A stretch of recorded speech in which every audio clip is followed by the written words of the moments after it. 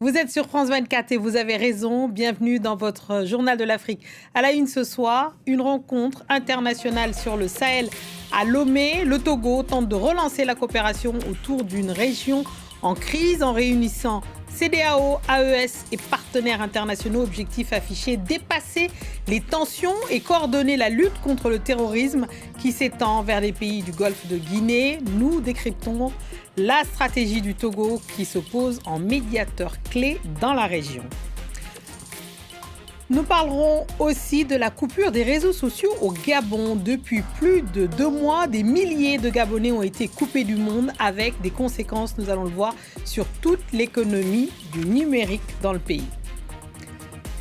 Et notre focus de ce dimanche soir s'intéresse à la tournée africaine du pape Léon XIV. Depuis le 13 avril 2026, le souverain pontife enchaîne les étapes entre Algérie, Cameroun, Angola et bientôt Guinée équatoriale dans ce qui est à ce stade le plus long de ses voyages apostoliques. Derrière les messes, les images de ferveur, une question: Rome vient-elle enfin reconnaître le poids stratégique de l'Afrique dans le catholicisme mondial ou continue-t-elle à regarder le continent comme une simple terre de mission? Décryptage à suivre avec le père Ludovic Lado, prêtre jésuite, anthropologue et spécialiste du catholicisme africain. On ouvre ce journal en allant à Lomé qui a abrité ce samedi une rencontre internationale sur le Sahel. Une nouvelle stratégie pour lutter contre l'insécurité et le terrorisme a été proposée justement par le Togo. On retrouve en direct Serge Daniel, notre correspondant régional. Serge, il faut dire que Lomé se veut un pont entre les 3 juntes du Sahel, donc Mali, Niger, Burkina, et le reste de la communauté internationale.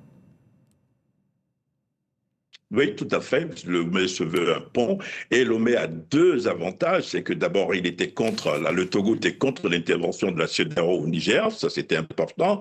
Et puis ensuite, Lomé, le Togo était contre les sanctions infligées au Mali et au Burkina. Ce qui fait que le pays a noué des liens importants avec ces pays. Ces pays le croient. Par exemple, la nouvelle stratégie de lutte contre le terrorisme du Sahel proposée par le Togo, à cette rencontre importante, vous aviez par exemple 14 représentants de pays européens, des envoyés spéciaux pour le Sahel. Donc Lomé était devenue la capitale incontournable. Vous avez les Français qui étaient présents, les Canadiens, vous avez Malte, vous avez l'Allemagne par exemple, le Portugal.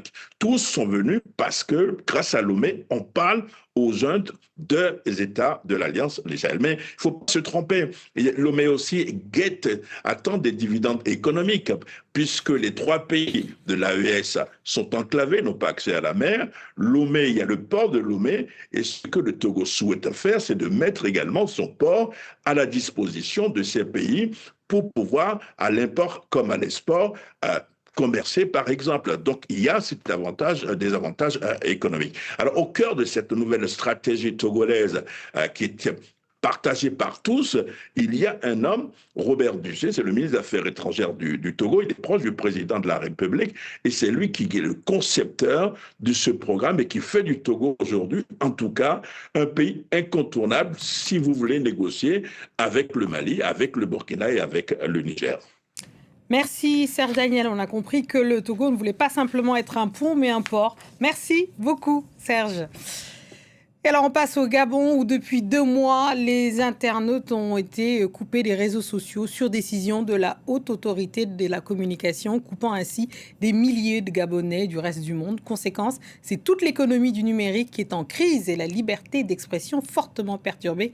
Gabon est un pays quasiment coupé du monde. C'est un reportage de nos correspondants Ismaël Obiangze, Marcel Amoko et Edwin Newtsop. La trentaine, Trésor et Philippe sont 2 importateurs de véhicules. Depuis plus d'1 mois, leur activité est en chute libre à cause de la suspension des réseaux sociaux décidée par les autorités. Plus de publicité ciblée, plus de ventes en ligne, retour forcé au téléphone classique et au carnet de commandes sur papier. Depuis la suspension des réseaux sociaux, nos activités ont baissé d'au moins 50%. Ce qui fait que nous sommes obligés de recourir aux méthodes anciennes, qui consiste à appeler nos différents clients au téléphone, bien évidemment, ou distribuer des flyers ou alors afficher nos contacts sur des véhicules que nous vendons. Face à cette situation qui perdure, certains Gabonais ont saisi la justice pour tenter de faire plier la haute autorité de la communication. Une plainte rejetée par la Cour constitutionnelle qui s'est déclarée incompétente sur ce dossier aux grandes dames des plaignants. C'est une décision scandaleuse et inquiétante parce que c'est laisser en fait l'occasion à d'autres administrations de prendre des communiqués qui vont échapper au contrôle de la Cour constitutionnelle.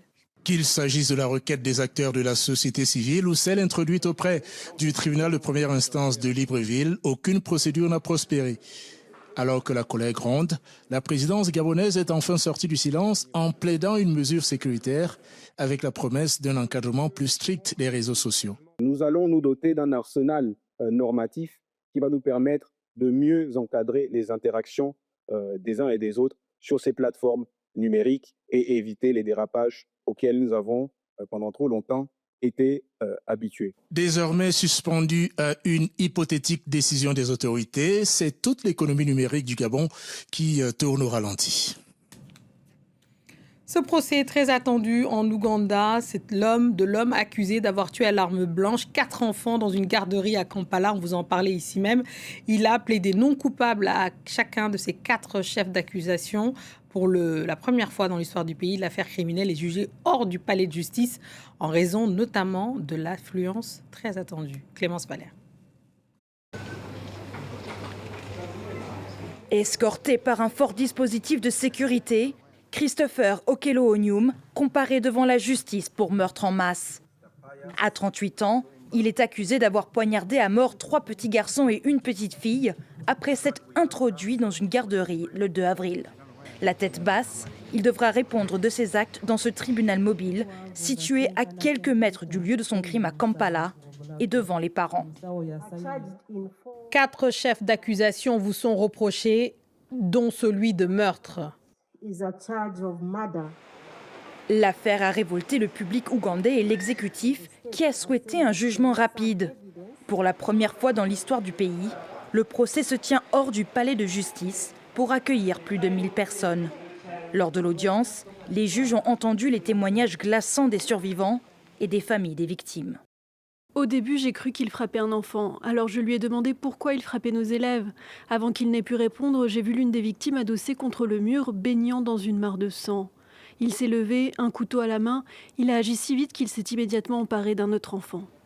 Arrêté alors qu'il tentait de fuir les lieux du crime, Christopher Okello-Onyum a, selon l'accusation, reconnu les faits aux enquêteurs. Il a dit croire au sacrifice humain pour acquérir des richesses, justifiant le meurtre comme une quête de fortune ou d'enrichissement. Cependant, les procureurs ont précisé qu'il ne présentait aucune maladie mentale diagnostiquée et était responsable de ses actes. Il encourt la peine maximale, la peine de mort. On passe à notre focus de ce dimanche soir et on s'intéresse à la visite du pape Léon XIV en Afrique. Un voyage très politique, autant que pastoral, dialogue avec l'islam en Algérie, étape hautement symbolique à Bamenda au Cameroun en pleine crise anglophone, dénonciation en Angola de l'exploitation des ressources et des pouvoirs prédateurs avant une dernière séquence très attendue aussi en Guinée équatoriale. Alors que l'Afrique représente désormais 1 catholique sur 5 dans le monde, que pèse vraiment le continent dans l'Église et que dit cette tournée du rapport de force entre Rome et les églises africaines? Pour en parler, nous recevons le père Ludovic Lado, prêtre jésuite et anthropologue, spécialiste du catholicisme africain. Merci à vous d'être avec nous. Léon XIV a choisi pour sa plus longue tournée de 4 pays très différents en Afrique, l'Algérie, le Cameroun, l'Angola et la Guinée équatoriale. Est-ce que ça traduit, selon vous, une vraie reconnaissance stratégique de l'Afrique ou bien une vision encore plus classique d'un continent à évangéliser? Bonsoir madame, merci de m'avoir invité.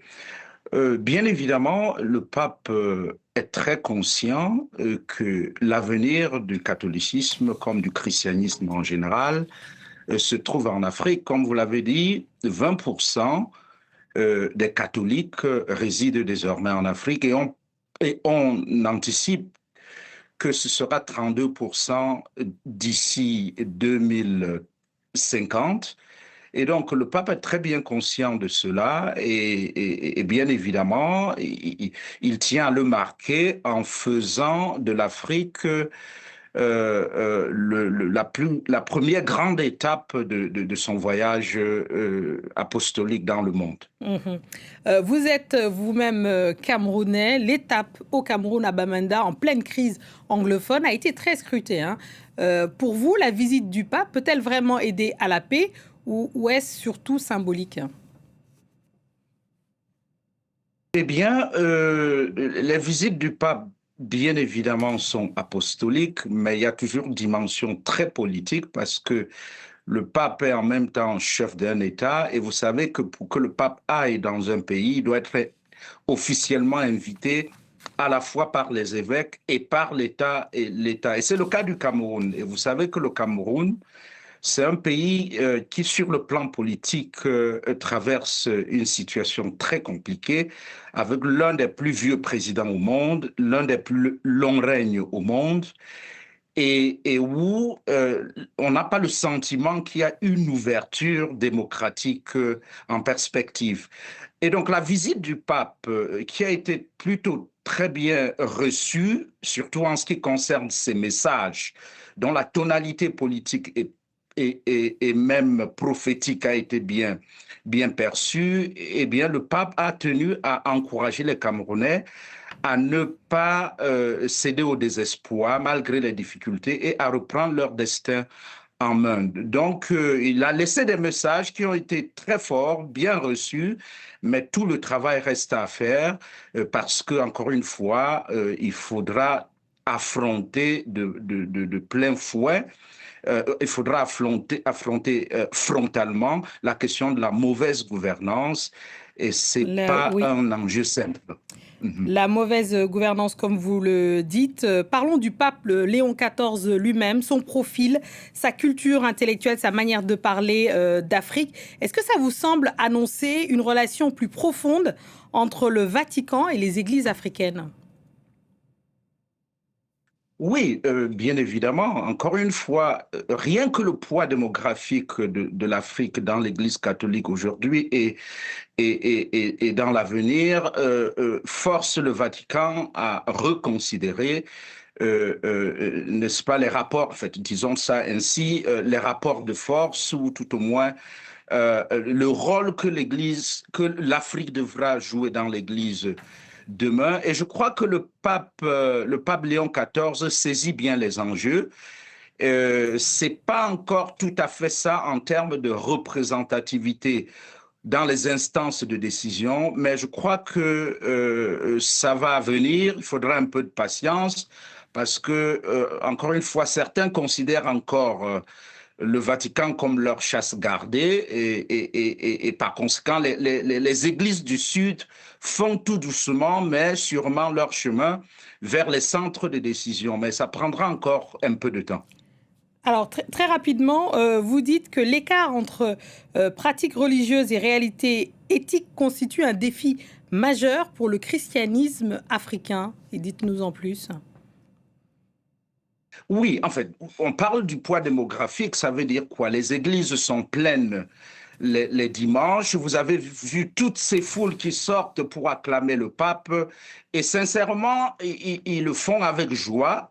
Mais ce poids démographique ou cette densité des foules tarde à être traduite en gouvernance, en bonne gouvernance de la cité. Ça veut dire quoi? Les églises sont pleines, mais les cités sont corrompues. Et donc, il y a un souci de traduction de cette ferveur spirituelle et religieuse en pratique éthique pour transformer la cité en termes de justice, en termes de droits de l'homme, en termes de bonne gouvernance. Et pour moi, cela, c'est la grande faiblesse du christianisme africain pour le moment.